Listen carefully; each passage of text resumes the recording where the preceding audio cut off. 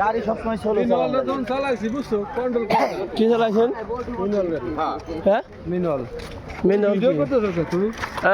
আরে বেচারির মাথা চুল হয়ে গেছে টেনশনে লস খাইছে লস ব্যাপারি চুল হয়ে গেছে লস খেয়ে ব্যাপারি চুল হয়ে গেছে